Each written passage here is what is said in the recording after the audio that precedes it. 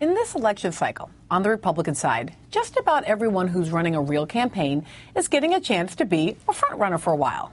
No, not you, Rick Santorum, sorry.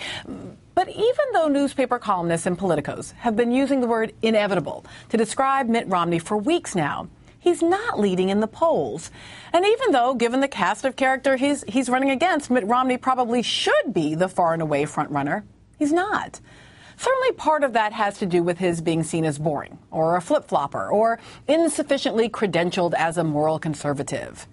But that doesn't explain who is the frontrunner right now. That's right, we're in the midst of the Newt bump right now.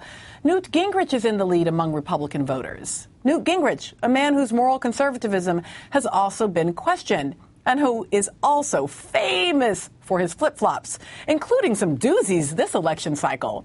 Remember when he called Paul Ryan's Kill Medicare budget plan a right-wing social engineering plan? And then took it back and said that anyone who ever tries to use his own words against him is lying.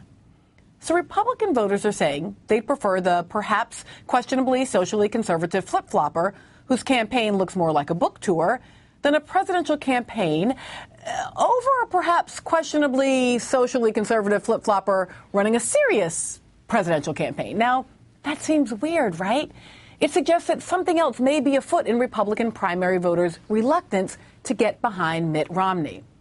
Here's a glimpse into one possibility of what might be dragging down Mitt Romney's campaign from the Pew Research Center. Their latest survey out today shows that Mitt Romney's religion, his Mormonism, is likely a factor in his candidacy in the Republican primary.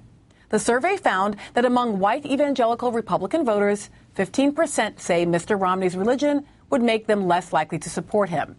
And among all Americans, the survey asked people to give a one-word impression of the Mormon religion. And the results were that about 1 in 4 give assessments that are negative in tone. Overall, cult is the most frequently used word. Now, let's be clear. If you're a Republican voter, there are plenty of reasons to want to reject Mitt Romney as your party's candidate. But his religion should not be one of them. If Mitt Romney is being rejected for his Mormonism, then Republican voters are demonstrating a troubling bias that has much broader implications. So let's pause for a moment. I do not want to engage in a theological debate about Mormonism and whether Mormonism is a good or bad religion, whether it has troubling doctrine, funny beliefs, or strange practices. It is a religion, after all, and most world religions have what some people somewhere would consider funny practices, troubling beliefs, and histories that include abusive action against other groups. What's important here is that the very thing that conservative evangelical Republican voters seem to be expressing angst about, Mitt Romney's Mormonism, is the thing that makes Mitt Romney part of a group whose American story is marked by experiences of oppression, rejection, and second-class citizenship. Given the history of Mormon exclusion in this country, one might expect Romney to show real empathy for Muslims whose religion is distorted and degraded, or for undocumented immigrants whose families are devastated by government policies, as many Mormon families were in the 19th century, when Mormons were treated like many immigrants are being treated now, as threats to America that must be expelled. In 1838, Missouri's governor ordered the Mormons expelled from the state or exterminated if necessary. It's almost time to celebrate Thanksgiving. And as we gather, many of us will celebrate and reflect on the uniquely American stories of our own families. My family's immigration history is, in fact, tied up in the history of Mormonism. My maternal line are Mormons. My grandfather's mother immigrated from Sweden with her 2 siblings after her widowed mother was converted by Mormon missionaries. My great-grandfather's father came to America as a 19-year-old from England following the Latter-day Saints to Utah. My immigrant ancestors pushed handcarts across the American West during the Mormon expulsion. And I even have a maternal great-great-grandfather who was imprisoned for polygamy. When he married multiple wives, the practice was legal in the Utah Territory. But when Utah entered the Union in 1896, his plural marriage became illegal.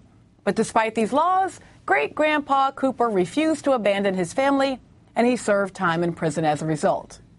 My own mother, though she left the Mormon church as an adult, was raised as a Mormon and even attended Brigham Young University, graduating in 1965. My American story is both the story of enslaved ancestors sold on the street corner of Richmond, Virginia, on my father's side, and of a persecuted religious minority in the American West, on my mother's side.